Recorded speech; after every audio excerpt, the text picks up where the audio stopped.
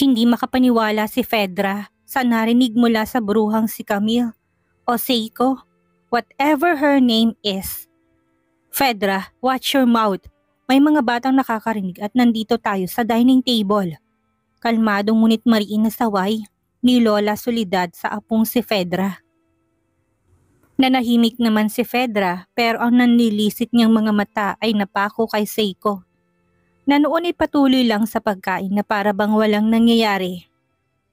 Sa inis ni Fedra ay binalingan niya ang tiyuhin na noon ay tahimik lang habang ngumunguya. Uncle Grudge, please help me. I don't want to do what he says. I don't want dirty and disgusting children. Patuloy pa ring pagrereklamo ni Fedra sa matanda na tila kumukuha ng simpatya. Sabay na napatingin si Seiko at seryo kay Grudge na noon ay kumakain. Maging si Lola Soledad ay napako din ng paningin sa kanyang anak habang kumakain at naghihintay ng isasagot nito. Hindi pa sila nakakapag-usap ng kanyang anak pero base sa nakikita niya dito ay alam niyang bahagyang lumambot ang loob nito. Lalo pa nga't nakita na nito ang maganda at gwapo nitong mga apo. Samantala, maging si Seiko ay naghihintay sa isasagot ni Grudge Reynoso. Gusto niyang malaman kung tutupad ang matanda sa kanilang usapan kagabi. Sa pagpayag nitong siya ang magbibigay ng parusa kay Fedra. That was the way she thought of punishing Fedra. So that she would realize that life is not all about fun. Si Seryo naman ay tahimik lang pero gusto rin niyang marinig ang sasabihin ng kanyang daddy. Pero kung siya ang tatanungin, mas gusto niyang pumayag ito sa gusto ni Camille nang sa gayon ay magtanda ito. Because he had spoiled her so much in the past. She had grown stubborn, which is why he wanted her to experience suffering in something she had never done before. Just follow Miss Inue's wishes, Fedra. Maya-maya sagot ni Grudge Reynoso na ikinabigla naman ni Fedra. What? Naiyak na sad ni Fedra. Hindi niya akalain na ganun lang ito kadaling papayag. No, Uncle. I can't do that. Never. Sa pagkakataong iyon ay nahinto sa pagkain si Grudge. Binitawan niya ang kubyertos na hawak na para bang hindi ito nagustuhan ang mga narinig mula sa pamangkin. You will follow whether you like it or not, Fedra, or else you won't get a single penny from me when I die. Mariing wika ni Grudge na may kalakip na matalim na titig.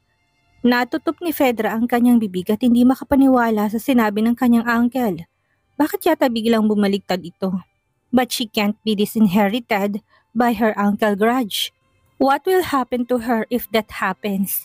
She might end up living on the streets if her uncle disowns her. Nanatili namang tahimik lang si Seiko habang panaka-naka ay inaalalayan ang mga anak sa pagkain. Pero lihim siyang napapangiti nang maulinyagan ng sinabi ni Grudge Reynoso.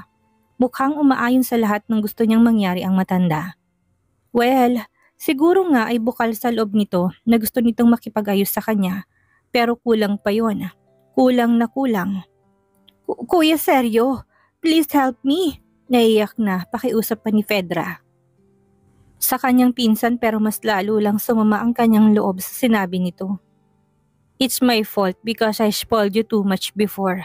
Kaya sa tingin ko dapat lang sa'yo yan para magtinu ka at hindi lang puro paglulustay ng pera ang alam mong gawin. Hindi na nakisali pa si Lola Soledad sa usapang iyon dahil pabor naman siya sa sinabi ng kanyang anak at apo.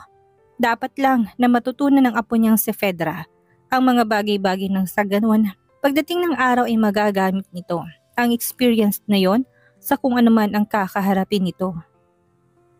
Hindi na sumagot pa si Fedra pero nanatili siyang umiiyak habang nakaupo at nakayuko. Wala siyang choice kaya kahit labag sa loob niya, kailangan niyang gawin ang gusto ng bruhang si Camille dahil kinabukasan niyang nakasalalay doon. Natapos ang almusal sa ganoon. Kahit labag sa loob ni Fedra ay wala siyang magawa kung hindi sumunod. Kaya naman tuwang-tuwa si Seiko. Sisiguraduhin niya na sa ipapagawa niya sa babaeng yon ay mararanasan nito kung paano maghirap at nang ma-realize nito na hindi dapat ito nang aalipusta ng kapwa. Mom, Can we stay here for a while? Gusto pa po naming makalaro si Daddy, si Granny at si Grandpa. Pukaw ni Kiyomi sa kanya habang abala sa pag-aayos ng kanilang mga gamit. Mukhang wala na siyang magagawa pa dahil kahit hindi niya ipakilala si Gratch Reynoso, sa kanyang mga anak ay alam ng mga itong iyon ng kanilang lolo. Pinagmasdan ni Seiko ang dalawang anak sa kamasuyong hinaplos sa mga ulo nito. Maybe next time. Remember your teacher is waiting for you. Kailangan na muna ninyong unahin ang pag-aaral mga anak. Malambing na pagpapaunawa ni Seiko sa kambal. Kitang-kita naman na nalungkot ang mga ito, pero gustuhin man niyang pagbigyan ng mga anak, kailangan itong tapusin ang kanilang homeschooling para sa susunod na school year ay makakahabol na ang mga ito. Don't worry, we'll come back here on the weekends, okay? Okay po, ma'am. Anang Keisuke. Okay po, mommy. Segunda naman ni Kiyomi.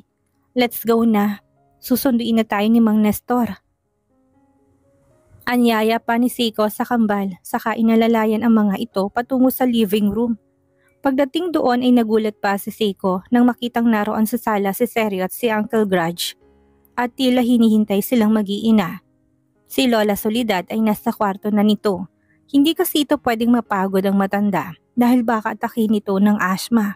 Pero sinadya na nila si Lola Soledad sa kwarto nito para magpaalam kanina. Daddy! Bulalas ni Kiyomi saka tumakbo papalapit sa ama. Lolo, we're going home na po. Paalam naman ni Keisuke sa kanyang lolo Grudge. Tahimik naman si Seiko na nakaupo sa mahabang sofa at pinapanood ang mga ito. Mukhang sa sandaling panahon lang ay naging malapit na kaagad ang mga to sa kanyang mga anak. Ipahahatid ko na kayo kay Seryo, iha. Maya-maya sabi ni Grudge. It's okay, Mr. Reynoso. Papunta na ang driver namin. Kasol na sagot ni Seiko sa matanda. Are you sure? Tanong naman ni Seryo habang nakatingin sa kanya. Yeah, yun lang ang sinagot ni Seiko sa lalaki saka umiwas na ng tingin dito.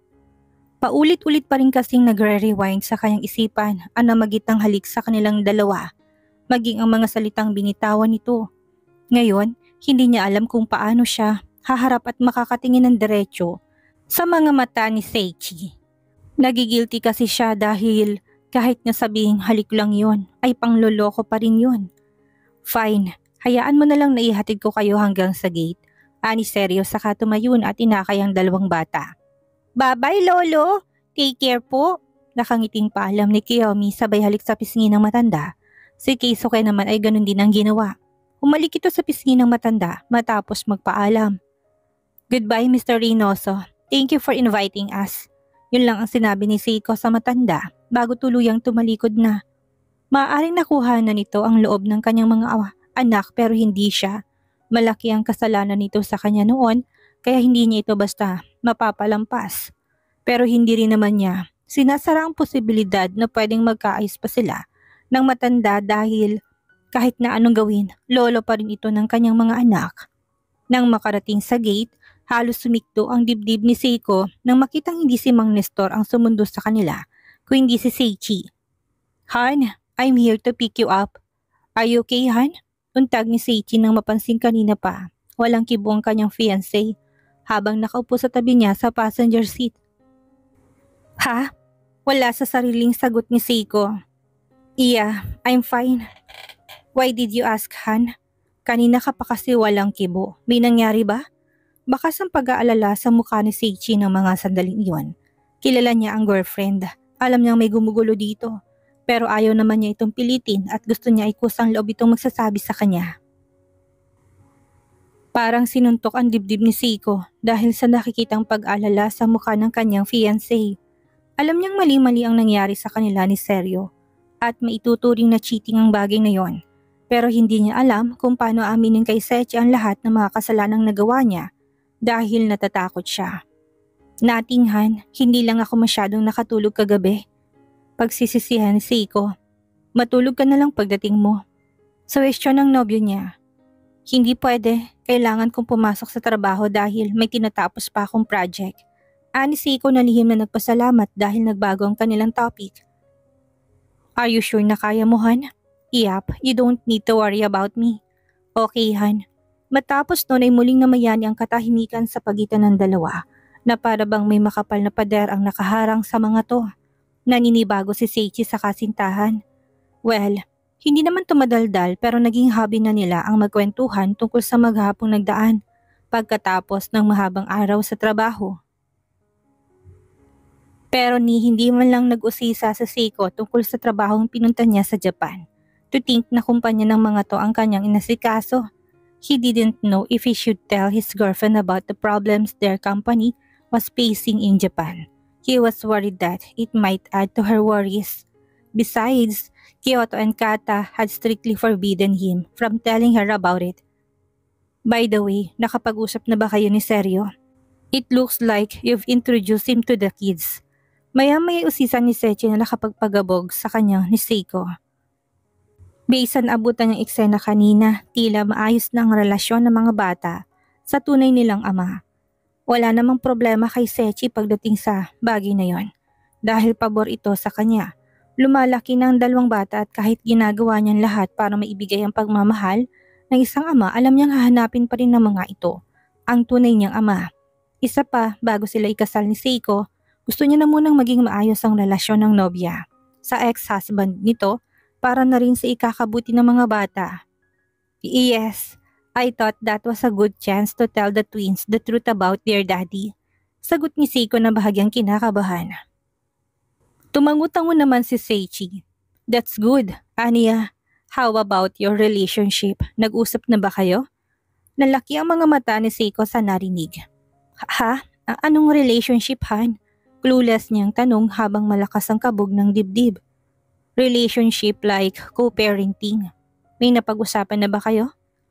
Lihim na nakahinga ng maluwag si Seiko nang ma-realize na yun palang ibig sabihin ng nobyo.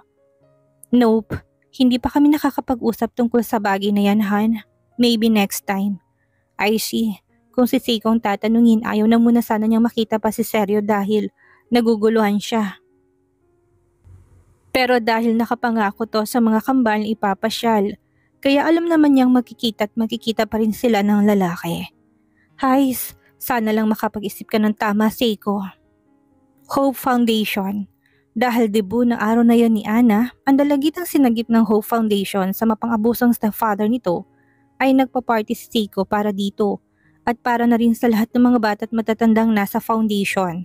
At dahil yun din ang araw kung saan kailangan magtrabaho ni Fedra, ay hinihintay niya ito nang sa gayon ay makatulong ito sa pagluluto ng mga pagkain para sa party. Nagpresenta ring sumama si Keisuke at Kiyomi sa foundation dahil may kaibigan na rin ang kanyang mga anak doon. At dahil tapos na ang homeschooling ng mga ito, kaya pumayag naman siya. Habang abala sa pag-check ng mga kakailanganin sa debut party ni Ana, nagaganapin sa malawak na playground ng foundation. Isang magarang sasakyan ang pumarada sa tapat ng gusali. Hindi pa man nakikita ni Seiko kung sinong sakay noon, ay nagkaroon na siya ng idea kung sino yon. Binitawan ni Seiko ang notebook at fountain pen na hawak at tumingin sa gate ng foundation. At hindi nga siya nagkakamali nang makitang si Fedra. Ang masama ang mukha na bumaba doon.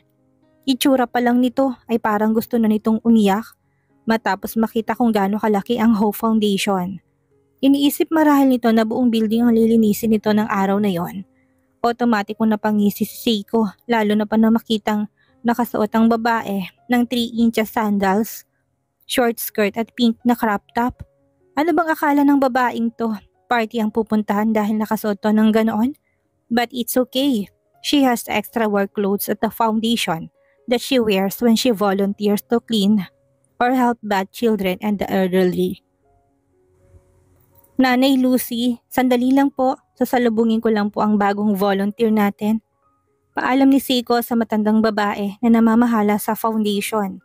Nang marinig yon, inapalingon naman si Nanay Lucy sa gate at napakunot noo siya nang makita si Fedra at ang postura nito.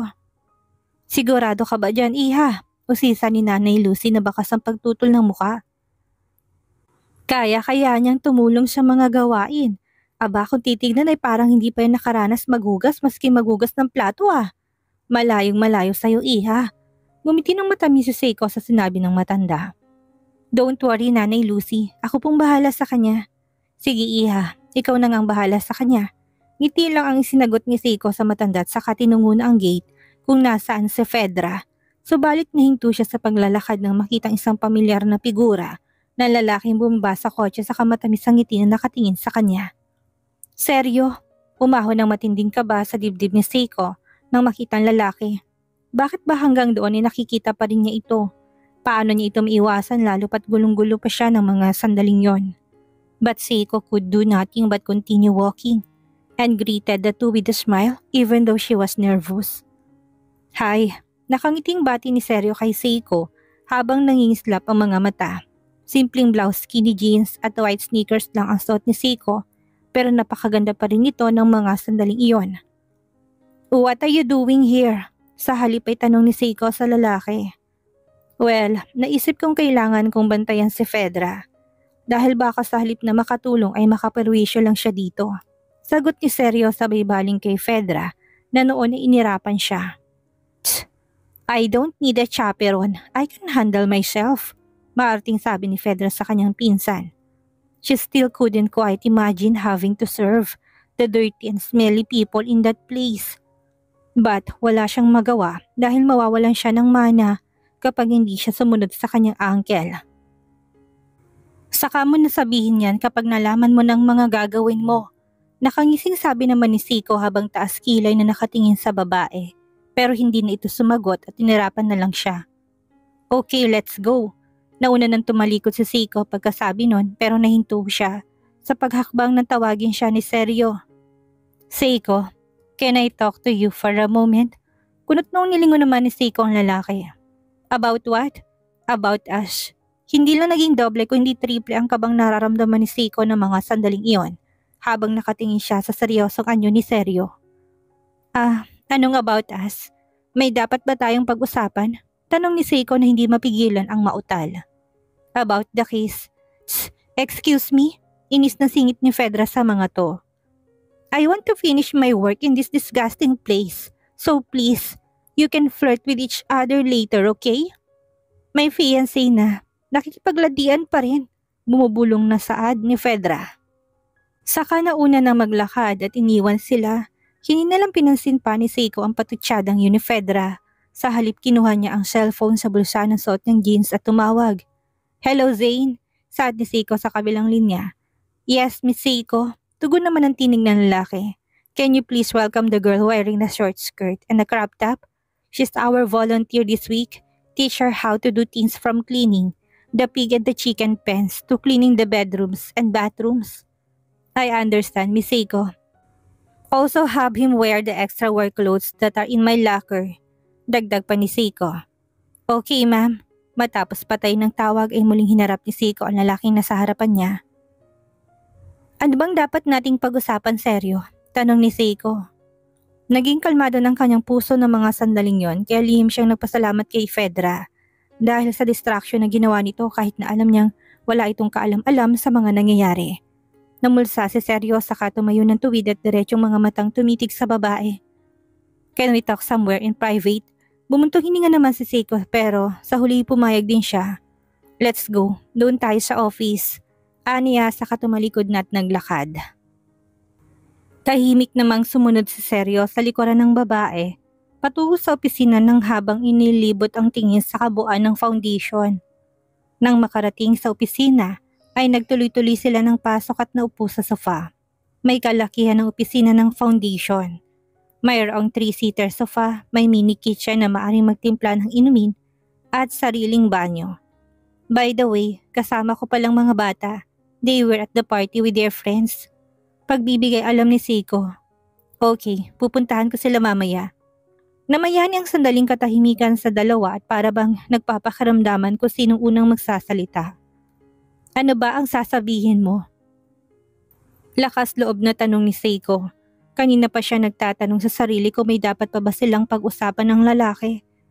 Matapos na mga nakakahiyang nangyari sa pagitan nila, tumikim na muna si Seryo. Matagal din niyang pinag-isipan kung sasabihin ng nasa babae ang nasa isip niya. Gulong-gulo na rin siya sa ipinapakita sa kanya ni Camille.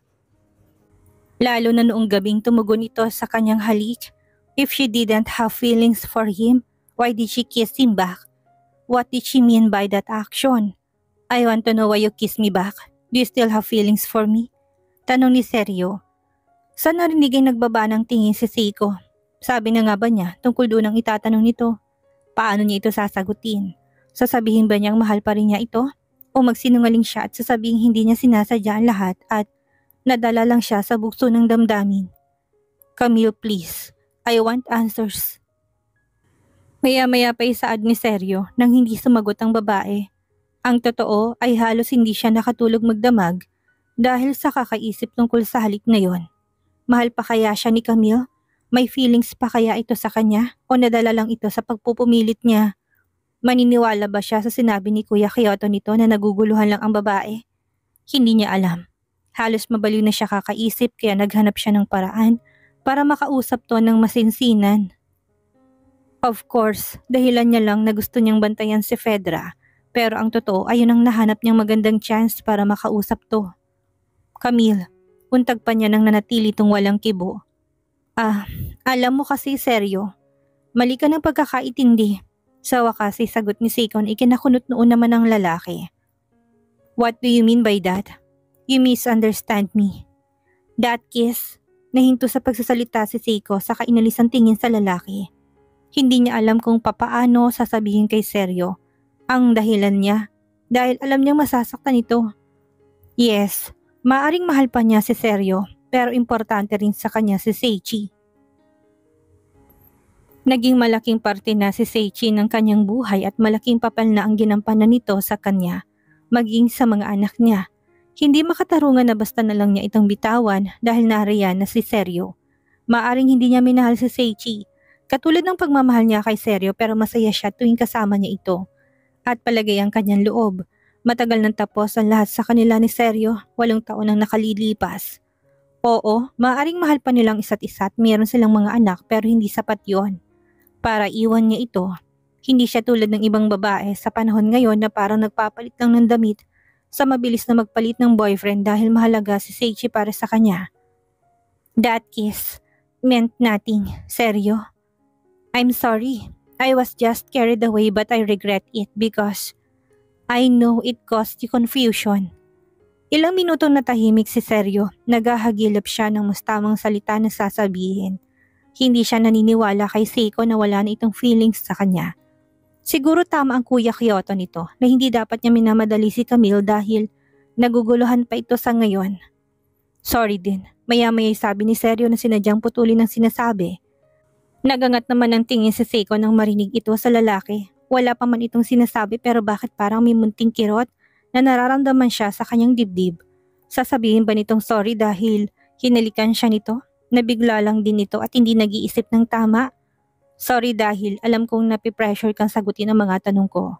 Pero hindi ako naniniwala na wala lang sa iyong halik na yon. I know you're just confused right now. So I won't rush you. I'll just wait for you, Camille. Maghihintay lang ako kahit na gaano katagal hanggang sasabihin mong mahal mo pa rin ako.